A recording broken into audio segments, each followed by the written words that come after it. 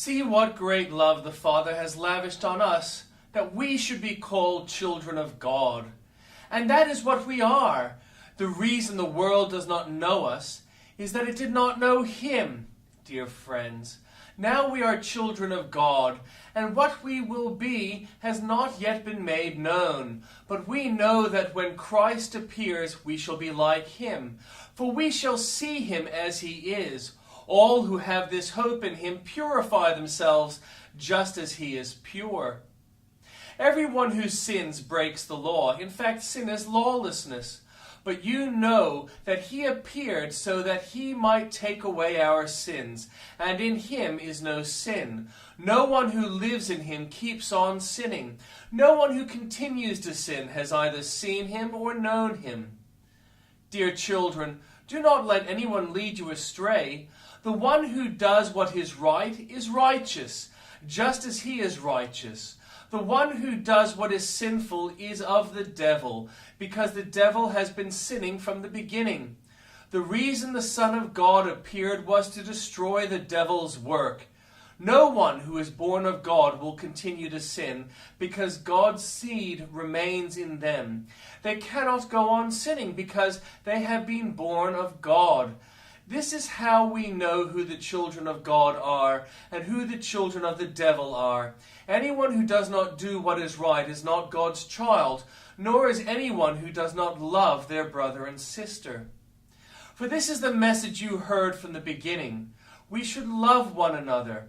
Do not be like Cain, who belonged to the evil one and murdered his brother. And why did he murder him? Because his own actions were evil and his brothers were righteous. Do not be surprised, my brothers and sisters, if the world hates you. We know that we have passed from death to life because we love each other. Anyone who does not love remains in death. Anyone who hates a brother or sister is a murderer, and you know that no murderer has eternal life residing in him. This is how we know what love is. Jesus Christ laid down His life for us, and we ought to lay down our lives for our brothers and sisters. If anyone has material possessions and sees a brother or sister in need but has no pity on them, how can the love of God be in that person? Dear children, let us not love with words or speech, but with actions and in truth. This is how we know that we belong to the truth, and how we set our hearts at rest in His presence. If our heart condemns us, we know that God is greater than our hearts, and He knows everything. Dear friends, if our hearts do not condemn us, we have confidence before God and have received from Him anything we ask, because we keep His commandments and do what pleases Him. And this is His command, to believe in the name of His Son, Jesus Christ, and to love one another as He commanded us. The one who keeps God's commands lives in Him, and He in them. And this is how we know that He lives in us. We know it by the Spirit He gave us. And the Old Testament reading. The man who brought me back to the entrance to the temple, and I saw water coming out from under the threshold of the temple towards the east, for the temple faced east. The water was coming down from under the south side of the temple, south of the altar. He then brought me out through the north gate and led me around the outside to the outer gate facing east, and the water was trickling from the south side. As the man went eastward with a measuring line in his hand, he measured off 1,000 cubits, and then led me through water that was ankle deep. He measured off another 1,000 cubits, and led me through water that was knee deep. He measured off another 1,000, and led me through water that was up to the waist. He measured off another 1,000, but now it was a river that I could not cross, because the water had risen, and was deep enough to swim in, a river that no one could cross. He asked me, Son of man, do you see this? Then he led me back to the bank of the river. When I arrived there, I saw a great number of trees on each side of the river. He said to me, This water flows towards the eastern region and goes down into the Arabah, where it enters the Dead Sea. When it empties into the sea, the salty water there becomes fresh. Swarms of living creatures will live wherever the river flows. There will be large numbers of fish because this water flows there and makes the salt water fresh. So where the river flows, everything will live. Fishermen will stand along the shore from En-gedi to En-Eglaim. There will be places for spreading nets. The fish will be of many kinds, like the fish of the Mediterranean Sea. But the swamps and marshes will not become fresh. They'll be left for salt. Fruit trees of all kinds will grow on both banks of the river. Their leaves will not wither, nor will their fruit fail. Every month they will bear fruit, because the water from the sanctuary flows to them. Their fruit will serve for food, and their leaves for healing. This is what the Sovereign Lord says. There are the boundaries of the land that you will divide among the 12 tribes of Israel as their inheritance, with 2 portions for Joseph. You are to divide it equally among them, because I swore with uplifted hand to give it to your ancestors. This land will become your inheritance. This is to be the boundary of the land. On the north side it will run from the Mediterranean Sea by the Hethlon road past Lebo Hamath to Zedad.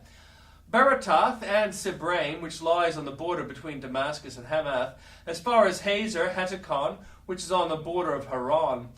The boundary will extend from the sea to Hazer Enan, along the northern border of Damascus, with the border of Hamath to the north. This will be the northern boundary. On the east side of the boundary will run between Haran and Damascus, along the Jordan between Gilead and the land of Israel, to the Dead Sea and as far as Tamar. This will be the eastern boundary. On the south side it will run from Tamar as far as the waters of Meribah Kadesh, then along the Wadi of Egypt to the Mediterranean Sea. This will be the southern boundary. On the west side of the Mediterranean Sea will be the boundary to a point opposite Lebo Hamath. This will be the western boundary. You are to distribute this land among yourselves according to the tribes of Israel. You are to allot it as an inheritance for yourselves and for the foreigners residing among you, and who have children. You are to consider them as native-born Israelites. Along with you they are to be allotted an inheritance among the tribes of Israel. In whatever tribe a foreigner resides, there you are to give them their inheritance, declares the Sovereign Lord. These are the tribes listed by name at the northern frontier. Dan will have 1 portion. It will follow the Hethlon road to Lebo Hamath, Hazer Enan, and the northern border of Damascus next to Hamath will be part of its border from the east side to the west side. Asher will have 1 portion. It will border the territory of Dan from east to west. Naphtali will have 1 portion. It will border the territory of Asher from east to west. Manasseh will have 1 portion. It will border the territory of Naphtali from east to west. Ephraim will have 1 portion. It will border the territory of Manasseh from east to west. Reuben will have 1 portion. It will border the territory of Ephraim from east to west. Judah will have 1 portion. It will border the territory of Reuben from east to west. Bordering the territory of Judah from east to west will be the portion you are to present as a special gift. It will be 25,000 cubits wide, and its length from east to west will equal one of the tribal portions. The sanctuary will be in the center of it. The special portion you are to offer the Lord will be 25,000 cubits long and 10,000 cubits wide. This will be the sacred portion for the priests. It will be 25,000 cubits long on the north side and 10,000 cubits wide on the west side and 10,000 cubits wide on the east side and 25,000 cubits long on the south side. In the center of it will be the sanctuary of the Lord. This will be for the consecrated priests, the Zadokites, who were faithful in serving me and did not go astray as the Levites did when the Israelites went astray. It will be a special gift to them from the sacred portion of the land, a most holy portion bordering the territory of the Levites. Alongside the territory of the priests, the Levites will have an allotment 25,000 cubits long and 10,000 cubits wide. Its total length will be 25,000 cubits and its width 10,000 cubits. They must not sell or exchange any of it. This is the best of the land and must not pass into other hands because it is holy to the Lord. The remaining area, 5,000 cubits wide and 25,000 cubits long, will be for the common use of the city, for the houses and for pasture land.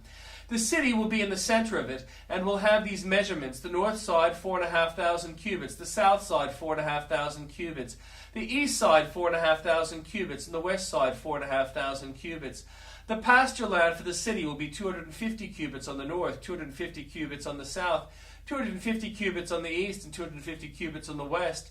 What remains of area bordering on the sacred portion and running the length of it will be 10,000 cubits on the east side and 10,000 cubits on the west side. Produce will supply food for the workers of the city. The workers from the city who farm it will come from all the tribes of Israel. The entire portion will be a square of 25,000 cubits on each side. As a special gift, you will set aside the sacred portion, along with the property of the city. What remains on both sides of the area formed by the sacred portion, the property of the city, will belong to the prince. It will extend eastward from 25,000 cubits of the sacred portion to the eastern border, and westward from 25,000 cubits to the western border. Both these areas, running the length of the tribal portions, will belong to the prince, and the sacred portion with the temple sanctuary will be in the center of them. So the property of the Levites and the property of the city will lie in the center of the area that belongs to the prince. The area belonging to the prince will lie between the border of Judah and the border of Benjamin. As for the rest of the tribes, Benjamin will have one portion. It will extend from the east side to the west side. Simeon will have one portion. It will border the territory of Benjamin from east to west. Issachar will have one portion. It will border the territory of Simeon from east to west. Zebulun will have one portion. It will border the territory of Issachar from east to west. Gad will have one portion. It will border the territory of Zebulun from east to west. The southern boundary of Gad will run south from Tamar to the waters of Meribah Kadesh, then along the Wadi to Egypt to the Mediterranean Sea. This is the land you are to allot as an inheritance in the tribes of Israel, and these will be their portions, declares the sovereign Lord. These will be the exits of the city, beginning on the north side, which is 4,500 cubits long. The gates of the city will be named after the tribes of Israel. The three gates on the north side will be the gates of Reuben, the gates of Judah, and the gate of Levi. On the east side, which is 4,500 cubits long, will be three gates: the gate of Joseph, the gate of Benjamin, and the gate of Dan. On the south side, which measures 4,500 cubits, will be three gates: the gates of Simeon, the gates of Issachar, and the gates of Zebulun. On the west side, which is 4,500 cubits long, will be three gates: the gates of Gad, the gates of Asher, and the gate of Naphtali. The distance all around will be 18,000 cubits, and the name of the city from that time on will be, "The Lord is there."